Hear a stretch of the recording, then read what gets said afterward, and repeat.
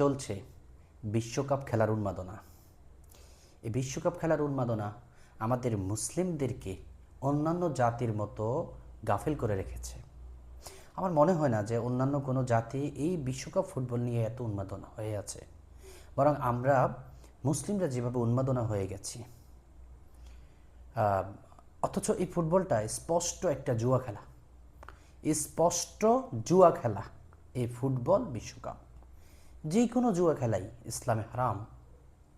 আল্লাহ রাব্বুল আলামিন এই জুয়া হারাম সম্পর্কে পবিত্র কোরআনে স্পষ্ট ঘোষণা দিয়েছেন। স্পষ্টভাবে আল্লাহ তাআলা বলেন, ইয়া আইয়ুহাল্লাযিনা আমানু ইন্নামা খামরু ওয়াল মাইসিরু ওয়াল আনসাবু ওয়াল আজলামু রিজসুম মিন আমালিশ শাইতানি ফাজতানিবুহু লাআল্লাকুম তুফলিহুন। হে ঈমানদারগণ, নিশ্চয়ই মদ, জুয়া, মূর্তি এবং ভাগ নির্ধারণকারী স্বরসমূহ অপবিত্র এবং শয়তানের কাজ। সুতরাং তোমরা এগুলো থেকে বেঁচে থাকো যেন তোমরা সফল হতে পারো।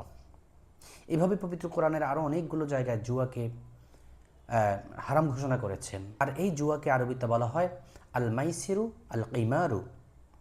সুতরাং এই মাইসির দ্বারা জুয়াকে সম্বোধন করে আল্লাহ তাআলা জুয়াকে সম্পূর্ণভাবে হারাম করে দিয়েছেন। আল্লাহ তাআলা পুত এবং পবিত্র। আল্লাহ তাআলা ঘোষণা দিয়েছেন পবিত্র কোরআনে যে তিনি নিজেই পবিত্র।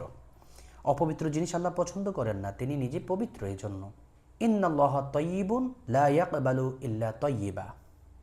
আল্লাহ পবিত্র, তিনি শুধু পবিত্র জিনিসই গ্রহণ করবেন, কোনো অপবিত্র জিনিস আল্লাহ গ্রহণ করবেন না। এবার আসি, এই যে বিশ্বকাপ খেলা, এই বিশ্বকাপ খেলাটি আসলে আমাদের মুসলিমদের সৃষ্টি নয়, এটি ইহুদি খ্রিস্টানদের সৃষ্টি। আর ইহুদি খ্রিস্টানরা সব সময় সর্বদা মুসলমানদের বিরোধিতাই করে এবং মুসলমানদের অমঙ্গল চায়, কখনোই মঙ্গল চায় না।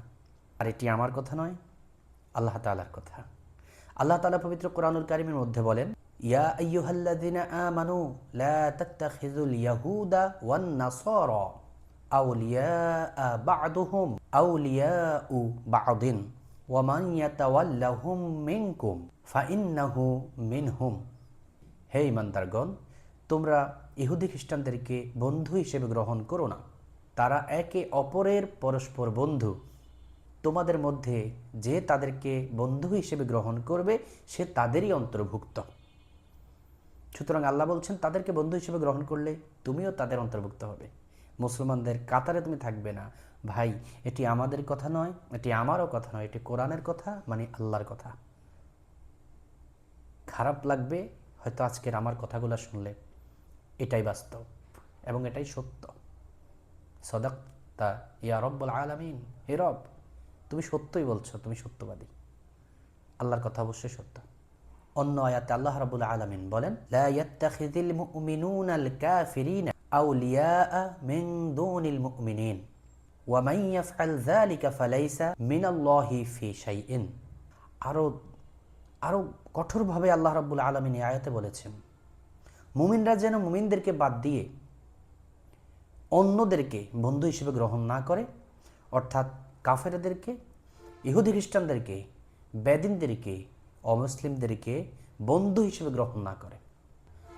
আর যে ব্যক্তি এরকম কাজ করবে, তাদেরকে বন্ধু হিসেবে গ্রহণ করবে, আল্লাহর সাথে তার কোনো সম্পর্ক নাই, কোনো সম্পর্ক নাই আল্লাহর সাথে।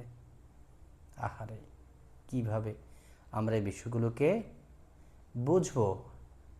আমাদের বিবেক জাগ্রত হলে কখন আর আমরা বুঝবো?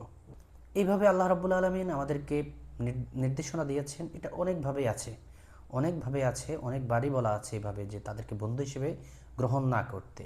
এবার আপনি বলেন যে আমি তো তাদেরকে বন্ধু হিসেবে গ্রহণ করি না। হ্যাঁ, তাদেরকে সাপোর্ট করা মানে হচ্ছে তাদেরকে বন্ধু হিসেবে গ্রহণ করা।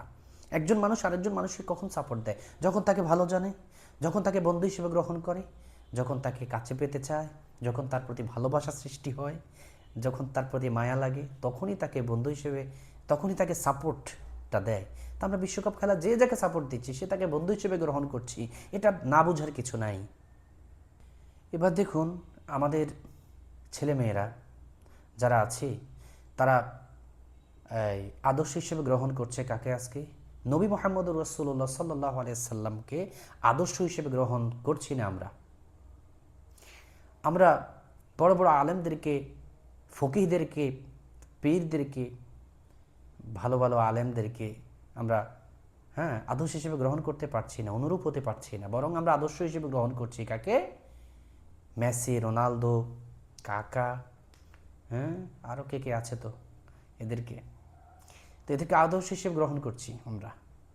আদর্শ হিসেবে গ্রহণ করে কি করছি? মুসলিমরা পর্যন্ত হাতের মধ্যে, শরীরের মধ্যে ট্যাটু অঙ্কন করছে, যেটা স্পষ্ট হারাম।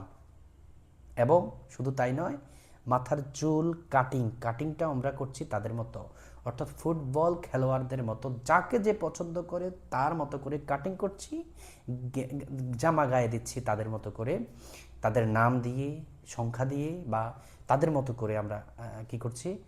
জামা গায়ে দিচ্ছি। এই যে, অর্থাৎ তাদেরকে পছন্দ করি, এক কথায় বুঝি। ইভেন এটা তো করছি, বরং আমরা মারামারিতে পর্যন্ত লিপ্ত হয়ে যাচ্ছি তাদেরকে নিয়ে।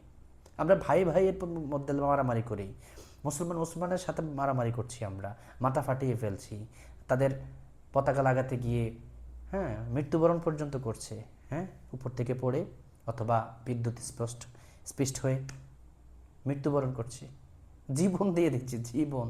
এটি কিভাবে মানা যায় বলেন তো? কিভাবে মানা যায়?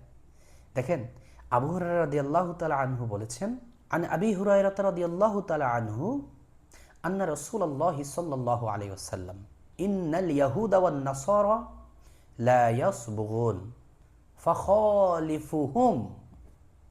আবু হুরায়রা রাদিয়াল্লাহু তাআলা বলেছেন, রাসূল সাল্লাল্লাহু আলাইহি ওয়াসাল্লাম বলেছেন যে ইহুদি এবং খ্রিস্টানরা চুল দাড়িতে রং করে না, সুতরাং তোমরা তার বিরোধিতা করো। আল্লাহ তাআলা তাদের বিরোধিতা করার জন্য বলেছেন। শুধু এখানেই নয়, বরং রাসূল সাল্লাল্লাহু আলাইহি সাল্লাম ইহুদি খ্রিস্টানদের সবসময় বিরোধিতা করেছেন এবং তাদের থেকে সম্পূর্ণ নিজেদেরকে আলাদা করেছেন। আমরা যেই কাজগুলো করছি তাদেরকে নিয়ে, আমরা যে উন্মাদনা মেতে আছি, আমরা যে দুনিয়ার চাকচিক্যের মধ্যে ডুবে আছি, এটা থেকে বাঁচতে হবে। আমরা নিজেরাও বাঁচবো, আমাদের সন্তানদেরকেও বাঁচাবো, আমাদের আশেপাশের বন্ধু বান্ধব যারা আছে তাদেরকেও বাঁচাবো ইনশাআল্লাহ। আল্লাহ তাআলা আমাদের বোঝার তৌফিক দান করুক, আমিন। আসসালামু আলাইকুম ওয়া রাহমাতুল্লাহি ওয়া বারাকাতুহু।